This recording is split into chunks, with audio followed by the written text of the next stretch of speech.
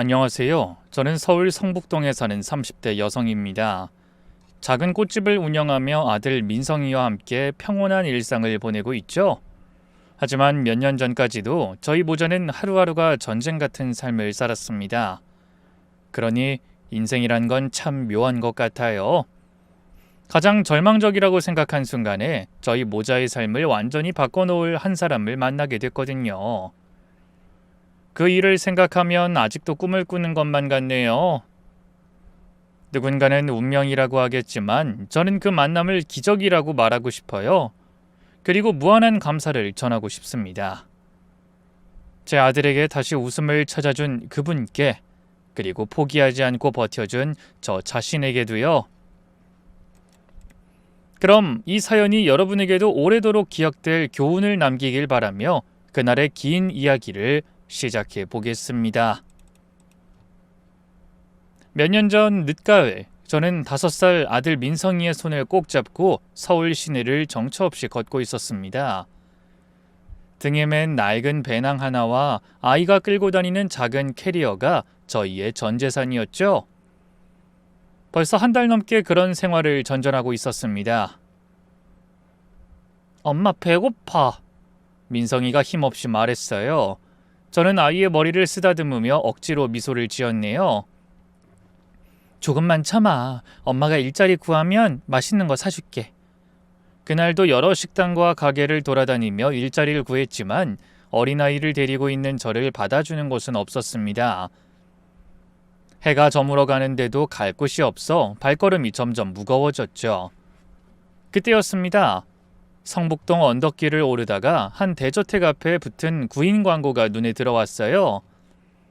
입주 가정부 구함, 성실하신 분 환영. 그날도 잘 곳이 마땅치 않던 저는 입주 가정부라는 말에 이끌려 떨리는 손으로 초인종을 눌렀습니다. 누구세요? 인터폰에서 나이 지긋한 여성의 목소리가 들려왔어요. 저 구인 광고 붙어 있길래 가정부 구하셨나요?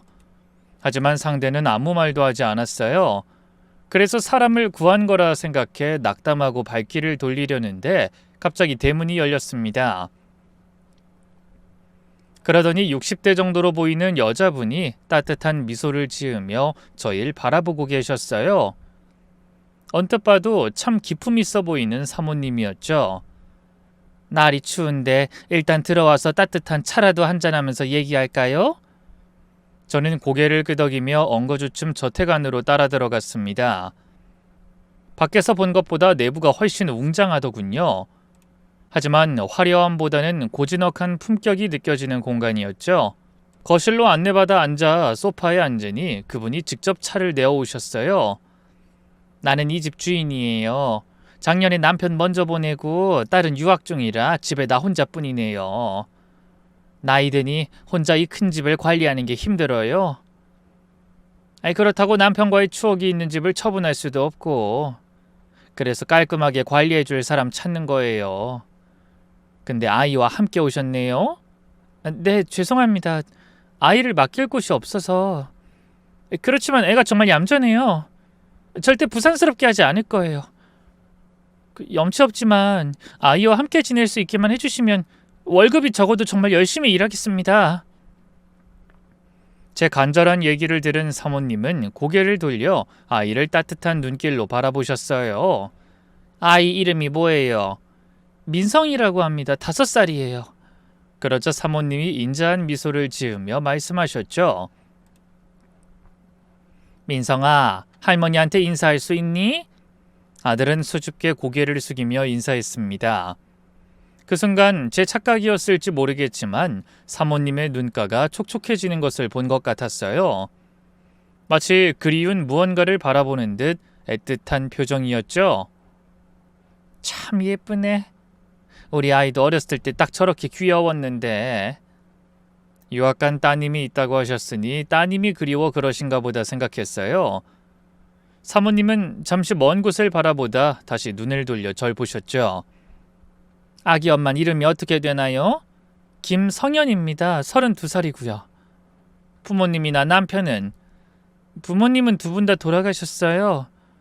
그리고 저는 말문이 막혀 잠시 멈칫했습니다. 어떻게 대답해야 할지 몰라 망설여졌죠. 그러자 사모님은 제 표정을 읽으셨는지 손을 들어 말을 막으셨어요. 괜찮아요. 꼭 대답하지 않아도 돼요. 뭐 어떤 이유든 지금은 애를 혼자 키워야 하는 상황인 것 같네요. 나도 그게 얼마나 고단한 일인지 잘 알아요. 그래도 애가 착하고 순한 것 같아 다행이군요. 그럼 오늘은 푹 쉬고 내일부터 잘 부탁해요. 네? 그럼 여기서 일해도 되는 건가요? 제가 눈을 동그랗게 뜨고 묻자 사모님이 미소로 답하셨죠. 저는 감사한 마음에 눈물까지 글썽이며 고개 숙여 인사했습니다. 정말 감사합니다. 진짜 열심히 하겠습니다. 그날 사모님은 저희를 정말 따뜻하게 대해주셨네요. 집안일에 대해 설명해 주시고 저희가 지낼 방도 보여주셨죠. 2층에 마련된 방은 작지만 아늑했습니다. 무엇보다 따뜻한 이불과 깨끗한 화장실이 있다는 게 꿈만 같았어요. 월급은 250만 원이고 식사는 당연히 제공됩니다. 민성이도 함께 먹고요. 일은 청소, 빨래, 식사 준비 정도인데 내가 거의 집에 있으니까 같이 하면 돼요. 무리하지 않게. 대청소나 정원 관리는 그때그때 사람 써서 하니 신경 안 써도 돼요. 믿기지 않을 정도로 좋은 조건이었습니다. 저는 감격해서 눈물이 날 뻔했지만 꼭 참았어요. 정말 감사합니다. 저는 진심에서 우러나오는 감사를 전했습니다. 그러면서 정말 최선을 다해서 일하겠다고 몇 번이고 다짐했네요. 그 만남 뒤에 숨겨진 운명의 실타래는 전혀 알지 못한 채로 말입니다. 다음 날부터 저희 모자는 성북동 대저택에서 새로운 삶을 시작했습니다. 처음 며칠은 적응하느라 정신이 없었어요. 오랜만에 제대로 된 집에서 지내니 좋으면서도 모든 게 낯설었죠. 하지만 사모님은 저희를 가족처럼 살갑게 대해주셨습니다. 혼자 외롭게 살다 집에 사람 온기가 느껴지니 좋네요. 내가 아이랑 성현씨 가족처럼 생각하고 싶으니 말을 좀 편하게 해도 되겠죠? 어머, 그럼요. 그래서 그 뒤로 사모님은 저를 정말 친딸 대하듯 하셨네요. 성현아, 민성인 뭘 좋아해? 내가 마트 좀 다녀올게. 아니에요. 제가 청소기 돌려놓고 다녀올게요. 그리고 민성이는 아무거나 잘 먹어요. 일하러 온 건데 그렇게까지 신경 써주시면 제가 너무 죄송해요. 아니, 그게 무슨 소리야. 이제 한 가족인데. 가족끼리 그런 게 어딨어. 그럼 우리 민성이 데리고 다 같이 마트 구경 갈까? 민성아 어때? 너무 좋아요, 할머니. 아이가 좋아서 어쩔 줄 모르자 사모님의 얼굴에도 웃음꽃이 활짝 피었습니다. 사모님은 특히 민성이를 무척 아끼셨어요. 외출했다 돌아오실 때마다 아이 과자며 장난감을 한아름 사오셨죠. 민성이도 처음엔 낯을 가렸지만 사모님의 따뜻한 마음을 느꼈는지 금세 따르게 되었습니다. 처음엔 아이를 데리고 일하러 들어온 게 마음에 걸렸던 저는 큰 걱정을 덜 수 있었죠. 그렇게 몇 달의 시간이 흘러 찬바람 불던 계절이 지나 어느덧 이마에 땀방울이 송골송골 맺히는 초여름이 되었습니다. 헌데 그때부터 민성이의 말 못할 고통이 시작됐죠. 제 아들은 한여름에는 긴팔옷만 입어야 했거든요. 사모님이 반팔을 사다 주셔도 저는 핑계를 대며 입히지 않았죠. 민성이가 피부가 약해서 햇빛 알레르기가 있어요. 그래서 긴팔만 입혀야 했어요. 사실 거짓말이었습니다. 아이의 팔과 등에 있는 화상 흉터를 숨기기 위해서였죠. 몇 해 전 그날의 악몽, 아직도 생생한 그 기억을 사모님께 어떻게 말씀드려야 할지 엄두가 나지 않았거든요. 아들도 어린 나이에 철이 일찍 들어선지 절대 남들 앞에서 옷을 벗지 않았습니다. 목욕할 때도 제가 도와줘야 했고 사모님이 계실 땐 더욱 조심했죠. 엄마, 난 이제 영영 반팔은 못 입는 거야? 너무 더운데. 가끔 아들이 물어올 때마다 가슴이 미어졌어요. 민성아, 조금만 참자. 엄마가 꼭 나중에 예쁜 반팔 입혀줄게. 언제? 엄마가 돈 많이 벌어서 민성이 아픈 거 다 고쳐주면. 아이는 고개를 끄덕였지만 그 맑은 눈동자 속에 서린 서운함을 저는 알고 있었습니다.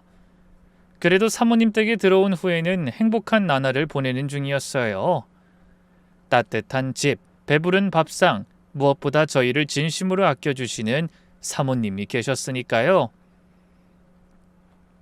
매일 아침 사모님과 함께 식사를 하고 집안일을 하면서 이런저런 이야기를 나누는 시간이 즐거웠습니다. 그러던 어느 날 사모님이 말씀하셨어요. 성현아, 민성이 유치원은 보내야 하지 않겠니? 아이가 또래들하고 어울려야 사회성도 기르고 좋을 텐데. 저도 그러고 싶은데 걱정하지 말고 보내. 우리 민성이 똘똘해서 잘 적응할 거야. 사실 제가 아이를 기관에 보내지 못하는 건 말 못할 이유가 있었어요. 하지만 왜 그런지 사모님 말씀을 들으면 정말 아무 문제가 없을 것 같은 기분이 들었죠. 그래서 아들을 근처 유치원에 등록시켰더니 금세 적응하며 친구들도 사귀었어요. 그제야 저는 아이도 유치원에 다니고 싶었는데 말하지 못하고 참았다는 걸 알게 됐네요.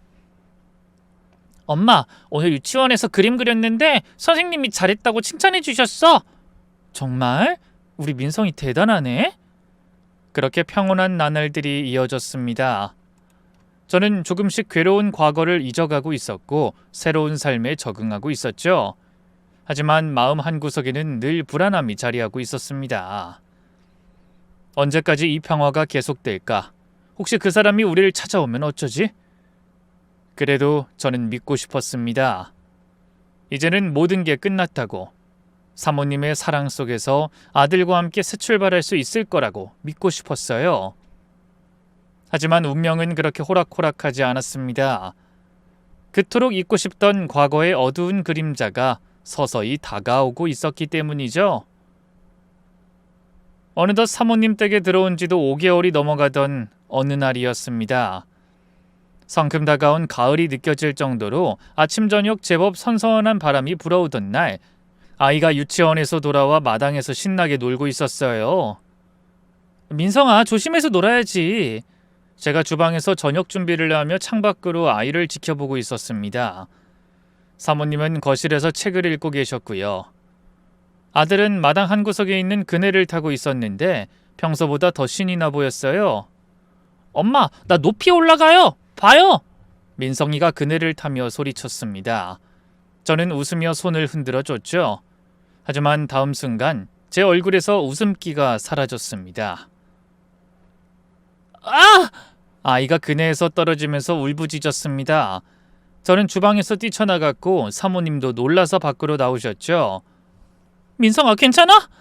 제가 급하게 아이를 안아들다 순간적으로 아들이 입고 있던 긴팔 셔츠가 나뭇가지에 걸려 찢어져 버렸습니다. 소매가 완전히 찢어지면서 아이의 팔이 그대로 드러났고 그 순간 전 얼어붙고 말았죠. 민성이의 팔에 남아있던 처참한 화상 흉터가 그대로 노출된 겁니다. 붉은색과 흰색이 뒤섞인 흉터는 작은 팔 전체를 뒤엎고 있었고 일부는 켈로이드처럼 울퉁불퉁하게 솟아 있었죠. 어머나! 사모님의 낮은 탄성이 들렸습니다. 저는 황급히 민성이를 안아들고 찢어진 옷으로 팔을 가리려 했지만 이미 늦어버렸어요. 사모님이 충격에 휩싸인 표정으로 아이의 팔을 바라보고 계셨거든요. 엄마, 할머니, 아파요. 하지만 저는 아들이 넘어진 것보다 팔뚝이 드러나 흉터를 들킨 게 더 신경 쓰여 아픈 아이를 달래주지 못했어요. 아이도 할머니의 시선이 느껴지자 놀랐는지 제품에 얼굴을 묻고 울기 시작했습니다. 저는 아이를 꼭 안은 채 사모님께 말했습니다. 사모님, 놀라셨죠? 제가 설명할게요. 나중에. 일단 들어가자. 애도 놀랐겠다. 사모님의 목소리는 떨리고 있었지만 애써 침착함을 유지하려 노력하시는 게 느껴졌어요. 저희는 집 안으로 들어가 아이의 상처를 살피며 새 옷으로 갈아입혔습니다. 다행히 넘어지면서 다친 곳은 무릎만 살짝 까진 정도였어요. 민성아, 이제 괜찮아. 엄마가 밴드 붙여줄게. 사모님은 제가 아이를 달래는 모습을 가만히 지켜보셨어요. 그러다 아이가 잠들자 창백한 얼굴로 물으셨죠. 상현아, 저렇게 다친 애를 데리고 왜 너 혼자 이러고 다니니? 너 남편은? 이 애 아빠는 누구야? 사모님의 목소리엔 여러 감정이 뒤섞여 있었습니다. 충격과 걱정, 그리고 분노까지 느껴졌죠. 사모님, 먼저 죄송하다는 말씀 드려야 할 것 같아요. 그동안 숨긴 것들이 있어서. 아니야. 그런 말 듣자는 게 아니야. 그냥 애한테 무슨 일이 있었는지만 말해줘. 어쩌다 애팔이 저 지경이 된 거니? 사모님의 눈에는 안타까움에 눈물이 고였습니다. 저는 깊은 숨을 들이쉬고 천천히 입을 열었어요. 일이 좀 있었어요. 과거를 떠올리자 가슴이 조여왔지만 고통으로 일그러진 얼굴로도 저는 말을 이어갔습니다. 제 남편, 그러니까 민성이 아빠는 원래 정말 좋은 사람이었어요. 비록 젊은 시절 실수로 전과가 있었지만 절 만나고는 새 사람이 되겠다고 했어요. 손 씻고 성실하게 살겠다고. 저와 함께 새 출발하고 싶다고요. 그리고 실제로도 그러려고 노력했어요.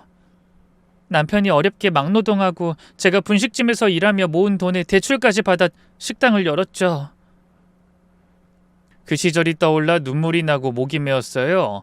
그래서 말을 잇지 못하자 사모님은 휴지를 건넨 뒤 조용히 다음 말을 기다렸습니다. 남편을 믿었어요.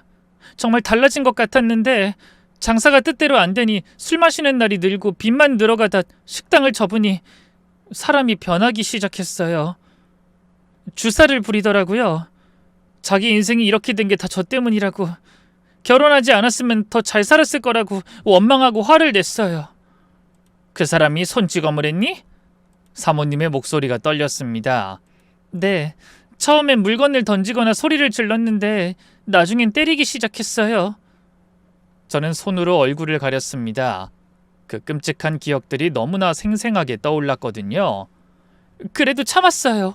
민성이 때문에. 남편도 술이 깨면 울면서 빌었고 다신 안 그러겠다고 맹세했으니까요.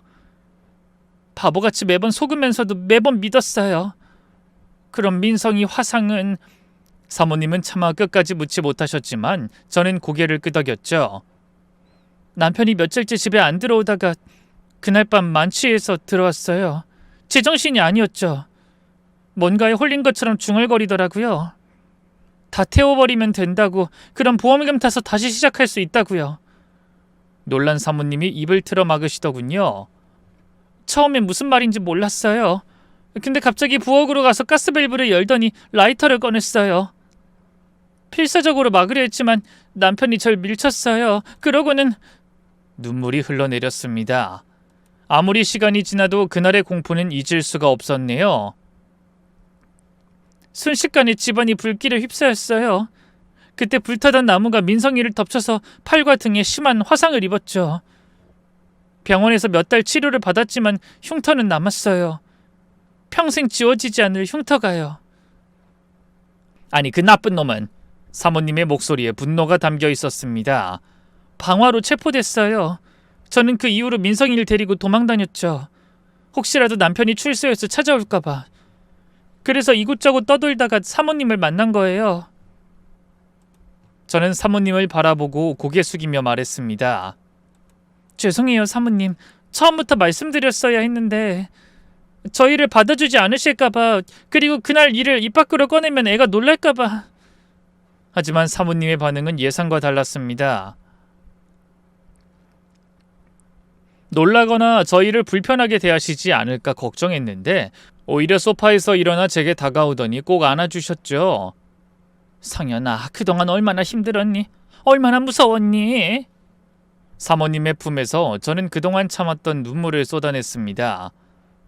아들 앞에서는 늘 강한 엄마여야 했기에 제대로 울어본 적도 없었는데 사모님의 따뜻한 품에서는 모든 것을 내려놓을 수 있었죠. 그런 힘든 일을 떠올리게 해서 미안해. 이제 아무 걱정하지 말고 여기서 마음 편히 지내거라. 저는 한참을 울고 나서야 진정할 수 있었어요. 사모님은 애써 아무렇지 않은 척 웃으며 말씀하셨죠. 늦었으니 쉬어라. 오늘은 저녁 생각도 없구나.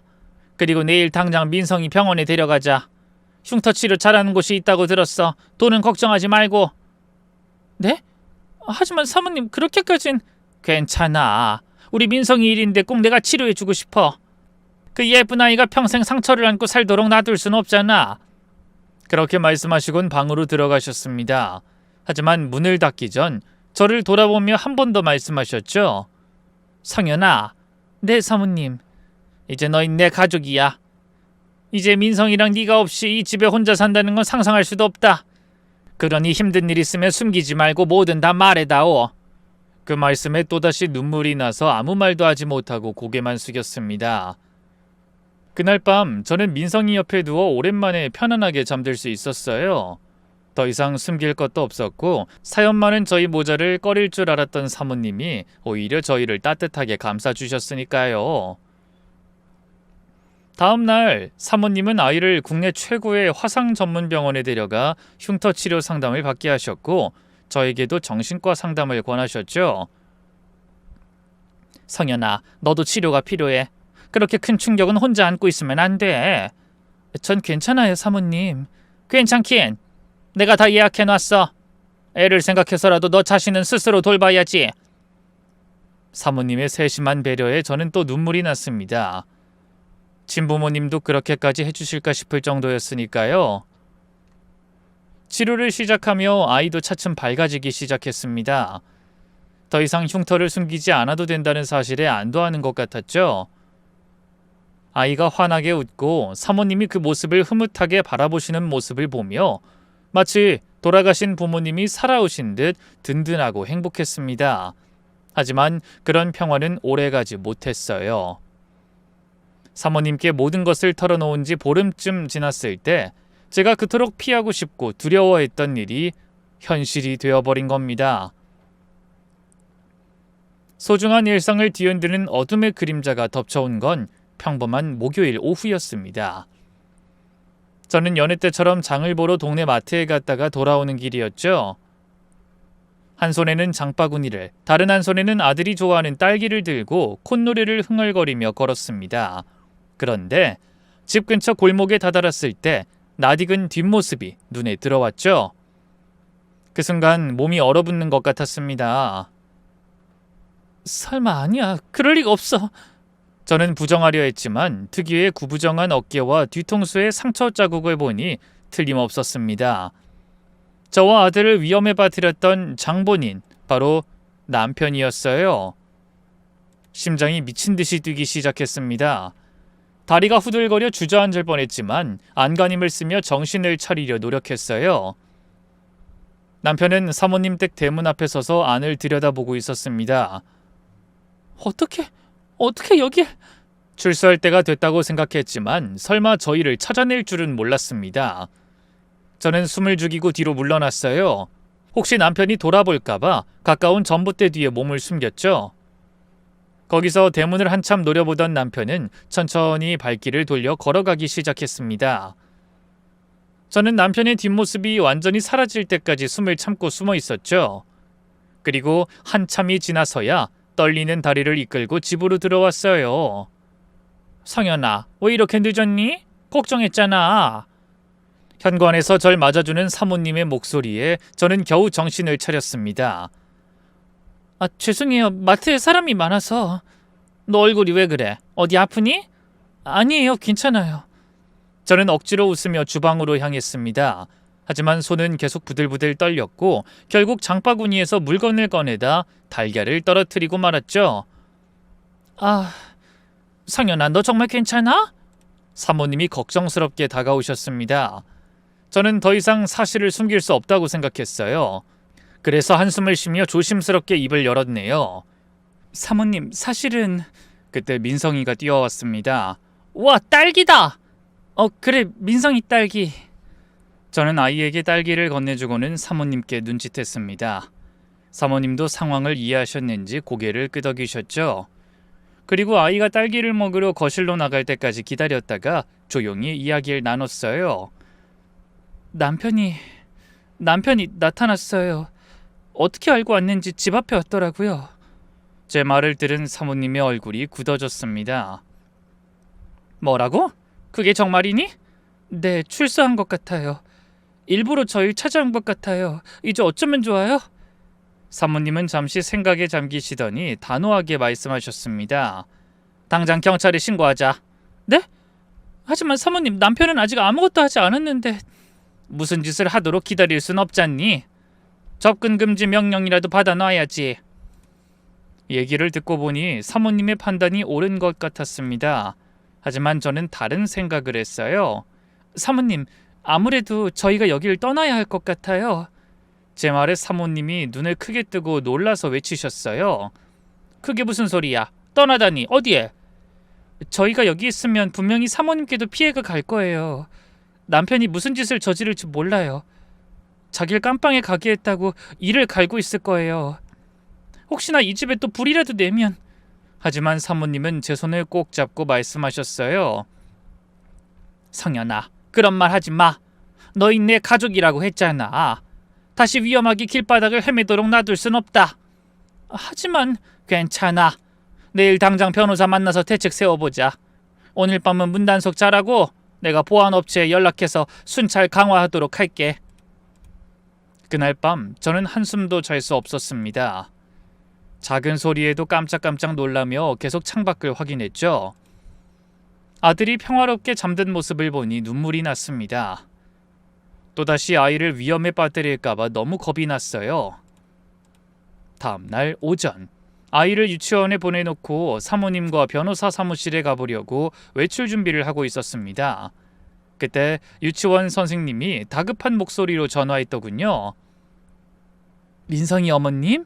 저기 오늘 아이들이 놀이터에서 놀고 있을 때 어떤 남자분이 민성이한테 접근하려다가 제지당했어요. 그 말을 듣자 갑자기 등골이 서늘해졌습니다. 그게 무슨 말씀이세요, 선생님? 본인이 민성이 아빠라고 하면서 아이를 데려가겠다고 하더라고요. 저희에게 등록된 보호자는 어머님이랑 할머님뿐이라 안 된다고 했죠. 그랬더니 화를 내면서 가버렸는데 혹시 그분이 아버지가 맞는 건지 한 번으로 포기하지 않겠다고 하고 가셨거든요. 저희도 상황을 좀 알아야 할 것 같아요. 저는 전화기에 대고 펄쩍 뛰며 소리쳤어요. 안 돼요, 선생님. 절대로 그 사람한테 민성이 보내시면 안 돼요. 위험한 사람이에요. 네? 알겠습니다. 원장님께도 보고하고 특별히 주의하겠습니다. 당분간 민성이 잘 살펴볼게요. 네, 부탁드립니다. 감사합니다. 전화를 끊고 나서도 떨리는 심장이 금방 진정되지 않았어요. 선생님께 말씀은 드려놨지만 아이를 유치원에 계속 두는 게 걱정되더라고요. 그래서 아무래도 데려와야겠다고 서둘러 나가려다 그만 다리가 풀려 주저앉고 말았습니다. 남편이 아들의 유치원까지 찾아갔다니 언제 다시 나타나 아이를 강제로 데려가 사라질지 모를 일이었어요. 그 생각만으로 저는 얼굴에 핏기가 가시고 온몸이 떨려왔네요. 성현아, 무슨 일이야? 사모님이 그런 저를 보고 다급하게 다가오셨고 저는 떨리는 목소리로 상황을 설명했죠. 사모님, 남편이 민성이 유치원까지 찾아갔나 봐요. 사실 그동안 민성이를 유치원에 보내지 않은 게 혹시나 남편이 찾아갈까봐 걱정돼서였거든요. 근데 결국... 제 말에 사모님도 놀라셨는지 마른 침을 삼키며 말씀하셨어요. 아이 저런, 당장 경찰서 먼저 가자. 이건 명백한 스토킹이고 유괴 시도야. 그래서 간신히 정신을 차리고 경찰서에 가서 신고했습니다. 하지만 신고를 접수하는 경찰의 반응이 심드렁했어요. 아이 그러니까 뭐 아직 실질적인 위해를 가한 건 아니네요. 일단 법원에 접근금지 가처분 신청하시고. 아니 그 사람이 방화로 감옥에 갔다 왔다니까요. 애가 화상을 입었고요. 사모님이 화를 내셨지만 경찰은 원칙적인 답변만 반복했습니다. 며칠이 지나자 남편은 아예 대놓고 사모님 댁 주변을 맴돌았어요. 직접적으로 접근하진 않았지만 저는 그 존재를 느낄 수 있었죠. 장을 보러 가면 뒤에서 따라오는 것 같았고 가끔 집 앞에 담배꽁초가 버려져 있기도 했거든요. 그러던 어느 날 오후였어요. 주방에 있는데 대문 앞에서 요란한 소리가 들렸습니다. 나 들어갈 거야! 여기 내 아들이 있다고! 남편의 목소리였습니다. 저는 심장이 요동치고 식은땀이 흘렀죠. 어이 집주인 허락 없이는 아무도 들어올 수 없어요. 경비 아저씨의 목소리가 들렸습니다. 사모님이 불안해하는 저를 위해 특별히 고용해 주신 경비원이었죠. 난 집주인한텐 관심 없고 내 마누라랑 아들만 데리고 나오겠다니까. 안 됩니다. 일단 진정하시고 제가 말을 전할 때까지 기다리면 그때 쿵 하는 소리와 함께 무언가 부딪히는 소리가 났습니다. 저는 깜짝 놀라 거실로 뛰어나갔어요. 사모님, 제 남편이... 하지만 사모님은 이미 상황을 파악하고 계시더군요. 2층 창문에서 밖을 내다보시며 휴대폰을 들고 계셨어요. 경찰서죠? 지금 우리 집에 전과자가 와서 행패를 부리고 있어요. 주소는... 사모님이 침착하게 신고하는 동안 저는 아이를 확인했습니다. 다행히 아들은 아무것도 모르고 방에서 낮잠을 자고 있었어요.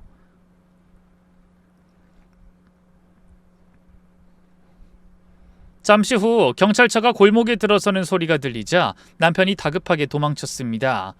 하지만 이번엔 행패 부리고 경비원을 위협하는 모습이 CCTV에 선명하게 찍혔죠. 이제 증거가 있으니 접근 금지 명령을 받기가 수월할 겁니다. 경찰관이 말했지만 전 안심할 수 없었어요. 남편은 애초에 법 같은 건 신경 쓰지 않는 사람이었으니까요. 그날 저녁 저는 사모님께 다시 한번 말씀드렸습니다. 사모님, 정말 죄송하지만 저희가 떠나야 할 것 같아요. 또 그 소리니? 이러다 정말 큰일 날 것 같아요. 남편은 이성적인 사람이 아니에요. 저러다 술이라도 먹고 찾아오면 무슨 짓을 할지 저도 알 수가 없어요. 하지만 사모님은 여전히 단호하게 고개를 저으셨습니다. 안 돼. 그건 절대 안 돼. 사모님. 성현아, 잘 들어라. 너희가 여길 떠난다고 그게 해결책이 될 것 같니? 그 인간은 어디든 또 쫓아갈 거야. 그렇지만 그땐 너희를 도와줄 사람이 없을 거라고. 사모님의 말씀이 맞았지만 전 여전히 불안했습니다. 하지만 저희가 여기 있으면 사모님께 피해가 갈지도 몰라요. 전 그게 너무 무서워요. 피해는 무슨 피해?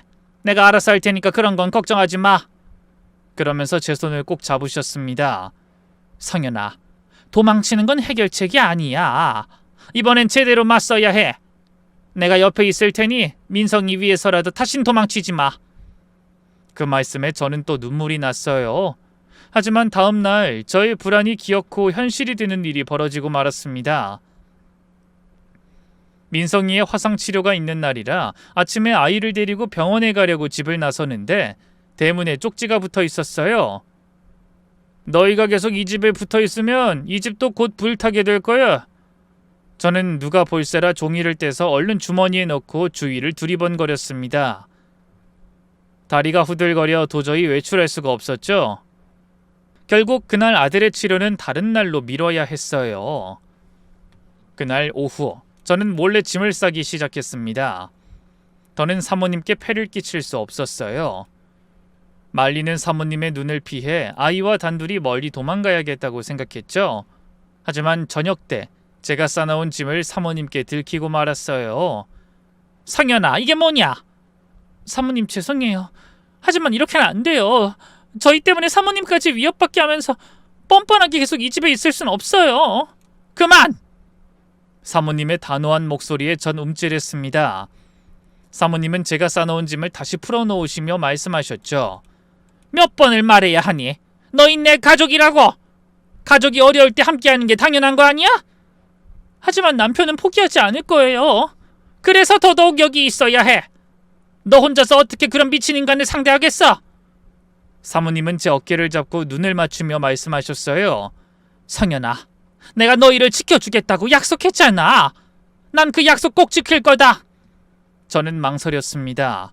도망가는 게 맞는지, 그곳에 남는 게 맞는지. 하지만 사모님의 진심 어린 눈빛을 보니 더 이상 거절할 수 없었습니다. 알겠어요, 사모님. 하지만 정말 위험해지면 그땐 그렇게 위험해질 때까지 가만히 있진 않을 거다. 걱정하지 마. 그날 밤 사모님은 밤새 누군가와 통화를 하셨습니다. 변호사인지 경찰 고위 간부인지는 모르겠지만 남편에 대한 대책을 세우는 것 같았죠. 하지만 저는 불안한 마음을 떨칠 수 없었습니다. 남편을 너무 잘 알았으니까요. 저와 아들을 끌어내기 전엔 절대 포기하지 않을 사람이었어요. 아니나 다를까 결국 이성을 잃은 남편이 모두를 충격에 빠뜨릴 일을 벌이고 말았습니다. 그날 밤은 유난히 고요했어요. 너무 조용해서 오히려 불안할 정도였죠. 저는 아들 옆에 누워 있었지만 잠들 수 없었습니다. 창밖의 작은 소리에도 귀를 기울이며 뜬 눈으로 시간을 보내고 있었어요. 그러다 새벽 2시쯤이었을까요? 갑자기 아래층에서 무언가 깨지는 소리가 들렸습니다. 저는 벌떡 일어나 앉았죠. 혹시 제 착각이었을까 싶어 귀를 기울이자 이번엔 발소리가 들렸습니다. 조심스럽게 움직이는 발소리. 누군가 집 안에 들어온 게 분명했어요. 심장이 미친 듯이 뛰기 시작했죠. 저는 떨리는 손으로 휴대폰을 집어들었지만 화면이 켜지자마자 배터리가 나갔다는 표시가 떴죠. 충전하는 것을 깜빡한 겁니다. 사모님께 알려야 해. 저는 조심스럽게 일어나 방문을 열었습니다. 복도는 어두웠지만 아래층에서 희미한 불빛이 새어나오고 있었죠. 그리고 낮은 목소리가 들렸습니다. 어딨냐고. 남편이었습니다. 어떻게 들어온 건지 모르겠지만 분명 남편의 목소리였죠. 저는 온몸에 소름이 돋고 비명이 터져 나오려는 걸 꾹 참으며 다시 방으로 들어가 아들의 모습을 확인했습니다.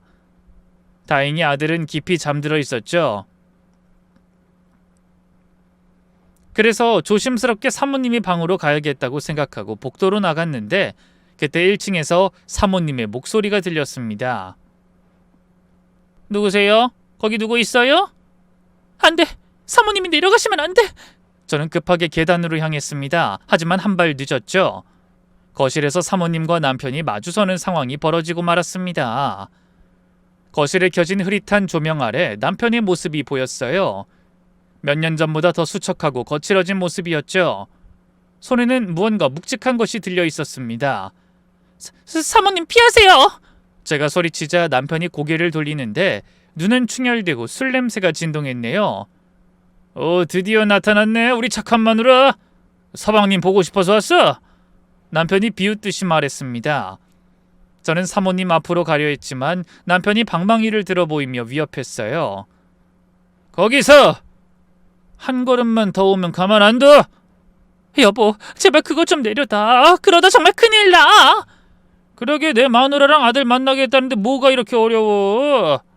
당장 내 아들 데리고 나와! 남편이 고함을 질렀습니다. 그때 사모님이 한 걸음 앞으로 걸어 나오셨어요. 이봐요, 일단 진정해요. 우리 대화로 해결합시다. 하지만 남편이 사모님을 보더니 코웃음을 쳤습니다. 뭐야 이 할망구는? 왜 남의 집안일에 끼어들어? 여긴 내 집이고 상현이랑 민성인 이제 내 가족입니다. 사모님은 담담하게 말씀하셨지만 손이 미세하게 떨리는 것이 보였어요. 가족? 하씨, 웃기지 마. 돈 좀 있다고 남의 마누라랑 애를 마음대로 하려고 해? 저것들은 어디까지나 내 거야.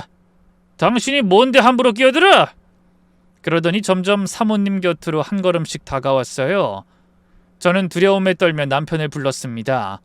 여보, 제발 그거 내려놔! 부탁이야! 그런데 그때 이상한 일이 일어났어요.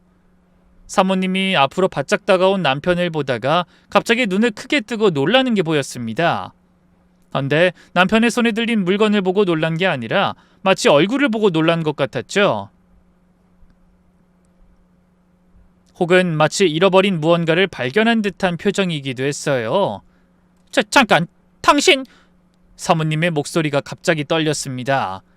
남편도 불빛에 비친 사모님을 자세히 보더니 이내 표정이 굳어졌어요.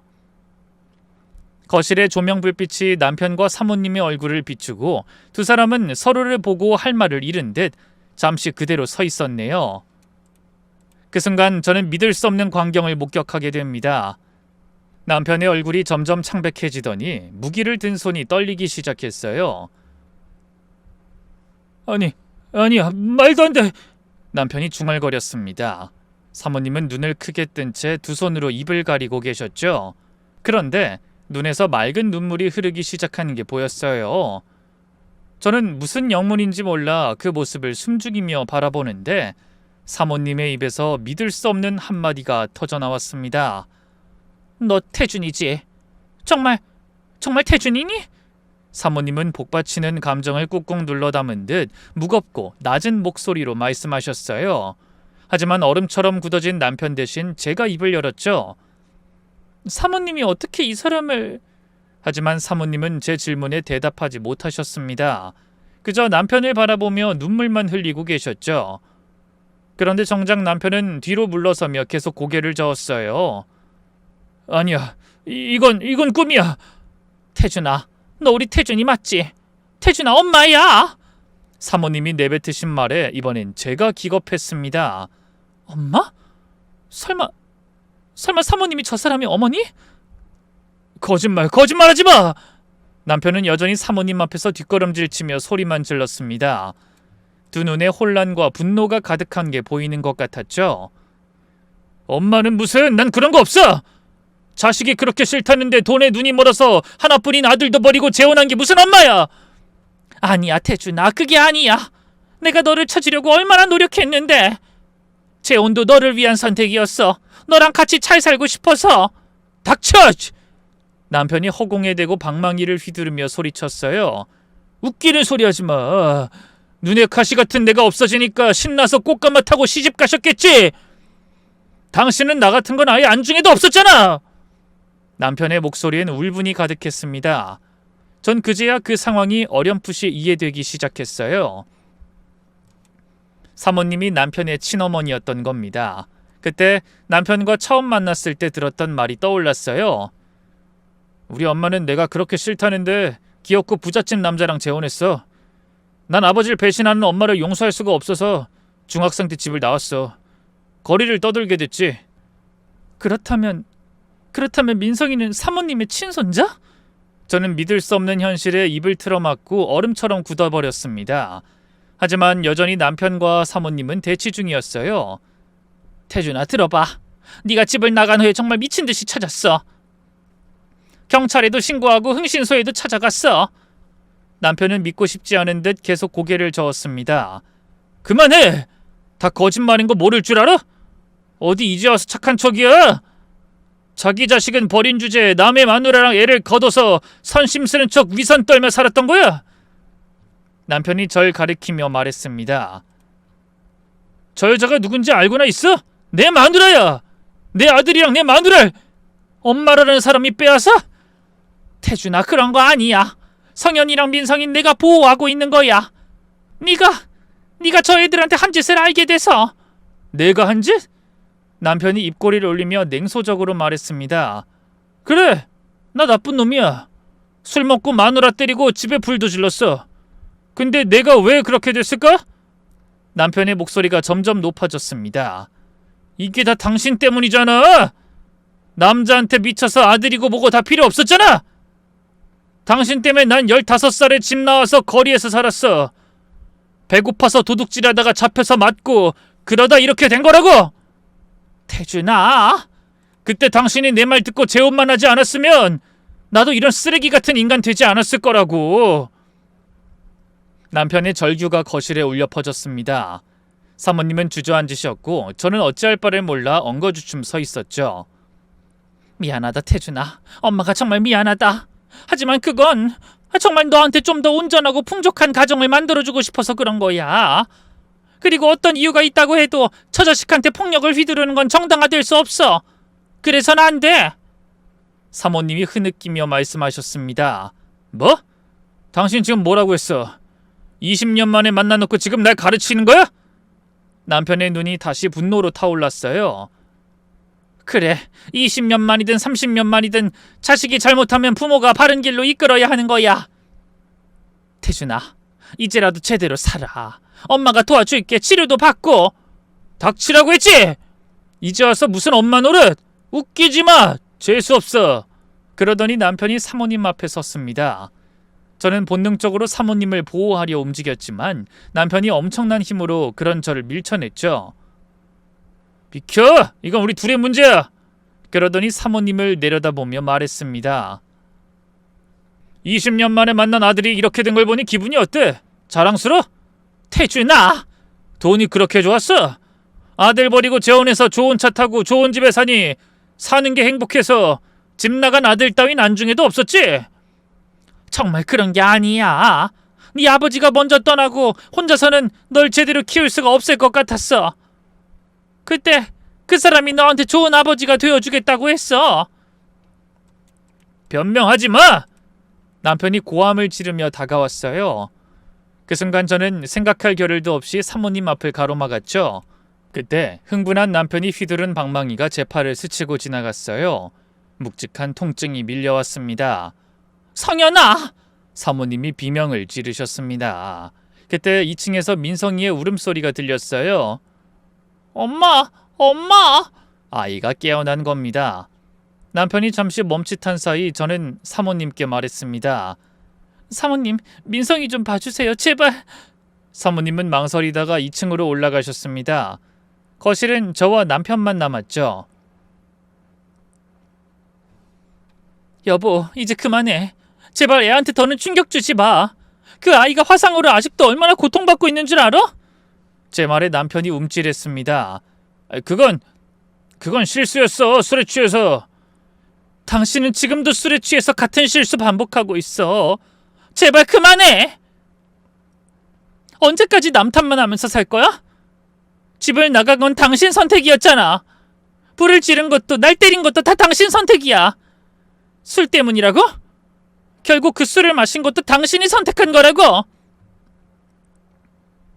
제발 이제 더는 아들한테 부끄럽게 살지 마. 부탁이야. 제 말에 남편의 눈빛이 흔들렸습니다.